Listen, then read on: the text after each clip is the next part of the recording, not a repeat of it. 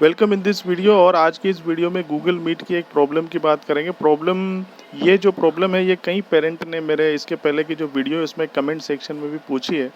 और प्रॉब्लम ये है कि जब आप गूगल मीट को अपने लैपटॉप या डेस्कटॉप पे यूज़ करते हैं तो लैपटॉप डेस्कटॉप पे जब आपके पास कोई लिंक आया, आपने उस पर क्लिक किया, उसके बाद में जब आप उस पर क्लिक कर देते हैं तो टीचर का जो वीडियो है वो आपको वहाँ पर ब्लैंक स्क्रीन आ जाती है, ब्लैंक वाइट स्क्रीन आ जाती है। मतलब वो वीडियो चलता हुआ नहीं दिखता, मतलब टीचर का जो मूवमेंट है वो आपको चलता हुआ नहीं दिखता।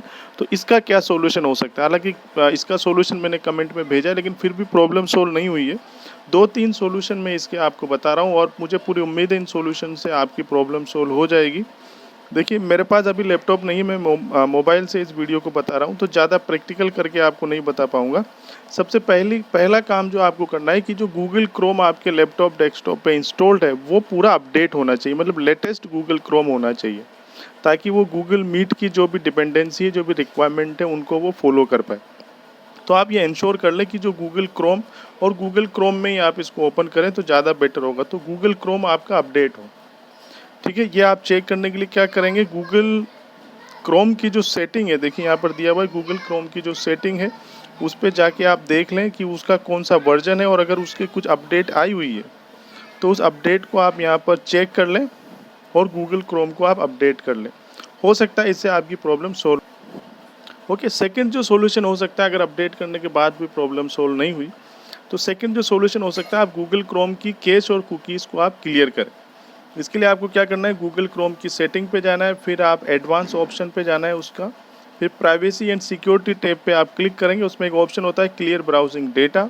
क्लियर ब्राउजिंग डेटा में आप बेसिक टैब में क्लिक करेंगे और देखिए यहाँ पर ऑप्शन है cookies and other site data cache image files are enabled. और फिर टाइम रेंज में आप क्या करेंगे, ऑल टाइम सेलेक्ट कर दें और क्लियर डेटा कर दें। तो ऐसा करने से भी जब आप डेटा क्लियर कर देंगे तो हो सकता है कुछ करप्ट फाइल आपकी कैश और कुकीज़ में हो, और उनके क्लियर होने से ये जो प्रॉब्लम है ब्लैंक स्क्रीन वाली, ये आपकी सोल्व हो जाए। अगर इन 2 मेथड से भी आपकी प्रॉब्लम सोल्व नहीं होती है तो थर्ड मेथड ये बहुत इंपॉर्टेंट है और हो सकता है इससे प्रॉब्लम सोल्व हो जाए। आपको क्या करना है, सिंपल, आप कोई सा भी ऑपरेटिंग सिस्टम यूज़ कर रहे हो, चाहे विंडोज 7, 8, 9, 10, कोई सा भी ऑपरेटिंग सिस्टम हो, उस पर आप स्टार्ट पे जाएं और रन रन लिखें। वहाँ पर स्टार्ट पे जाएं, रन लिखें, RUN रन।